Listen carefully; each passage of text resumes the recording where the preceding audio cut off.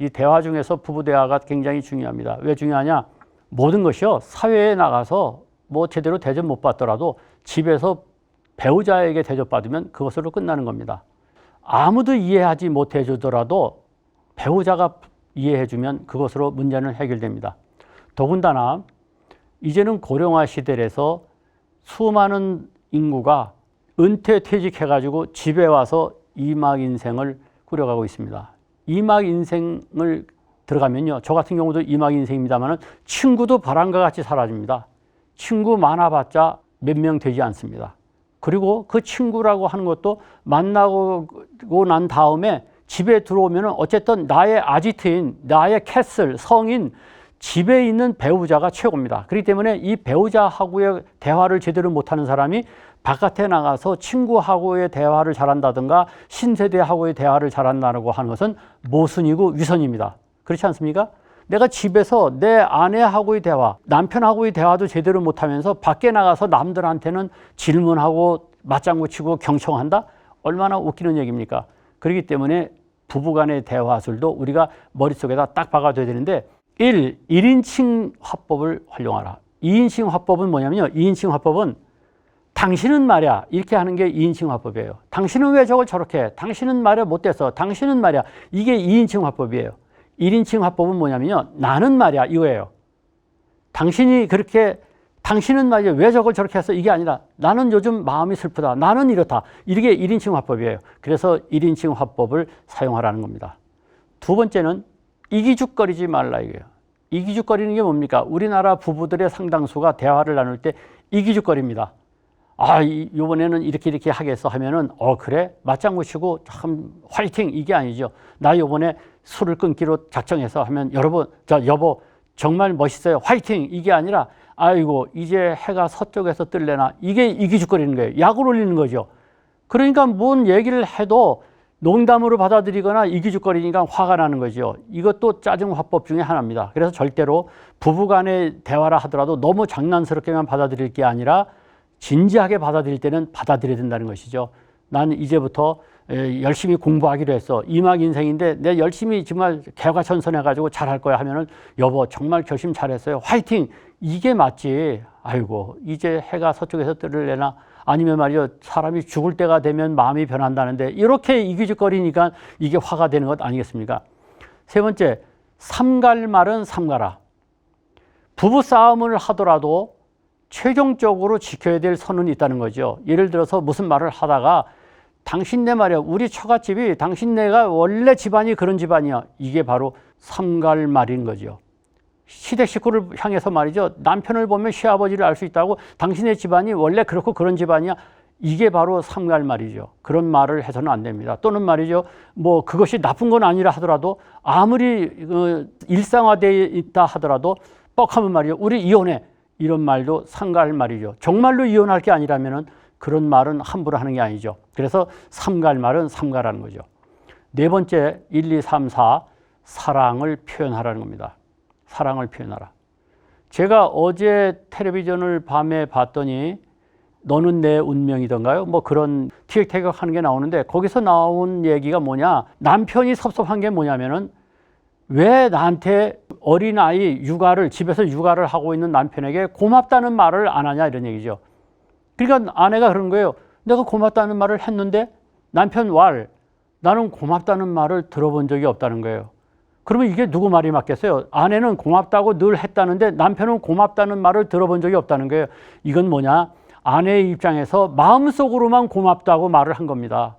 실제로 말을 안 한 거예요. 왜냐? 들은 사람은 기억하는데 들은 사람이 기억이 없는데 한 사람은 했다고 하는 건 둘 중에 누구 말이 틀렸느냐? 아내의 말이 틀린 거죠. 난 고맙다고 늘 했는데 실제로 고맙다는 표현을 한 게 아니죠. 마음속으로는 고마우면서도 표현을 못한 거예요. 그러니까 남편이 나중에 뭐라고 그러느냐?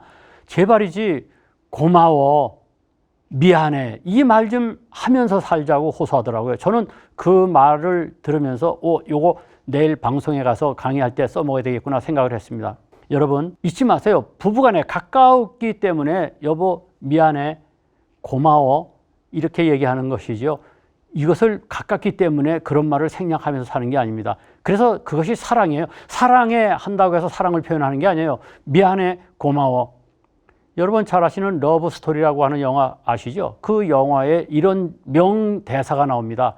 사랑한다는 것은 미안하다는 말을 안 하는 거라고 이렇게 얘기하죠. 그런데 놀라운 것은요, 작년에 그 배우들이 80대 노인이 되셔가지고 인터뷰를 했는데 아직도 그 대사가 무슨 뜻인지 이해를 못한다는 겁니다. 그냥 그 시나리오에 그렇게 써 있어서 미안해라는 말을 하는 것은 사랑하는 게 아니라고 이 대사를 읊조렸을 뿐이지 실제로 자기네들은 사랑하는 아내에게 또는 남편에게 미안하다는 말을 한다는 겁니다. 아직도 그 말의 뜻을 이해 못한다는 겁니다. 사랑한다는 것은 미안하다는 말을 하는 것이 아니라고 하는 그 대사를 잊어버리시고 사랑한다는 것은 미안하다는 말을 하는 것이라는 것을 마음속에 담아두시기 바랍니다.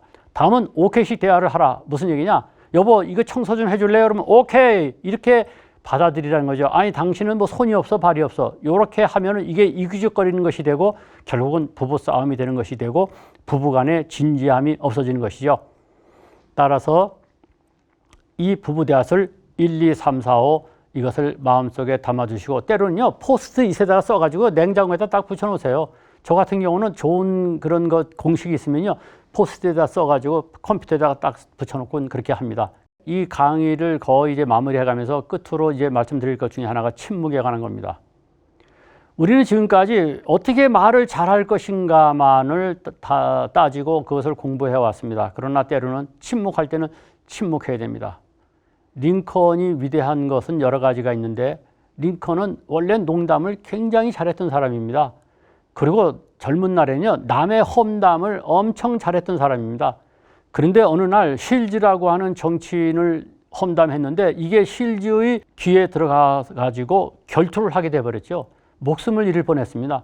그 결투를 하게 될 뻔했을 때 친구들이 말려서 결국은 무산됐습니다만은 그 이후로 링컨은 단 한 번도 남의 험담을 하지 않았다는 겁니다. 그러니까 링컨은 자기를 고칠 수 있는 사람이에요. 자기를 통제할 수 있는 사람입니다.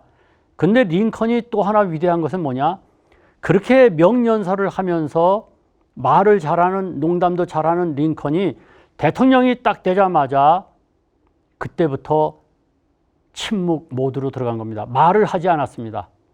말을 하지 않으니까 기자도 그렇고 상대당에서도 그렇고 도대체 이 속을 알 수가 없는 거예요. 과연 무슨 생각을 하는지 알 수가 없는 거예요. 그렇게 링컨은 침묵할 때는 침묵하고 대화할 때는 대화할 줄 알고 연설할 때는 연설할 줄 알았던 사람입니다. 다시 말해서 자기 통제를 할 수 있었던 사람이죠. 우리가 말을 잘한다고 하는 것은 때로는 침묵할 때 침묵하는 사람이 돼야 된다는 것, 이거 자기 통제를 할 수 있어야 된다는 것을 화술의 또 하나로서 말씀을 드립니다. 요즘 4차 산업혁명, 4차 산업혁명 합니다. 그때마다 저는 무슨 생각을 하냐면은 4차 산업혁명은 국가라든가 기업 측면에서 알아서 해결해 나갈 것이에요. 우리 개인의 입장에서 4차 산업혁명보다 더 중요한 것은 뭐냐? 자기 혁명이라는 것이죠. 자기를 혁명해내는 겁니다. 여러분들이 아 그렇구나. 마음보를 옳게 가져야 되겠구나. 자기를 갖다가 혁신하는 것. 이것이야말로 4차 산업혁명보다 더 중요한 겁니다. 그래서 저는 이 세상에서 가장 위대한 사람을 누구로 꼽냐면 링컨도 그리고 간디도 아닌 자기를 변화시키는 사람을 이 세상에서 가장 위대한 사람이라고 생각합니다. 우리 이 세상에서 가장 위대한 사람이 되어보는 것은 어떨까요? 우리의 화법을 완전히 바꾸는 그런 계기로 삼았으면 좋겠습니다. 제가 만든 사자성어 중에 소변 대변이 있습니다. 소변 대변. 이게 아주 제가 만든 사자성어 중에서 가장 좋은 사자성어라고 생각합니다. 소변이 나오면 대변이 나온다는 뜻이 아니고 작은 것을 변화시키면 큰 것이 변화된다는 저의 사자성어입니다. 작은 것을 변화시킴으로써 우리의 화술 전체가 변화되는, 그래서 인생이 바뀌는 계기가 되기를 바랍니다. 여러분의 성공을 응원합니다. 대단히 고맙습니다.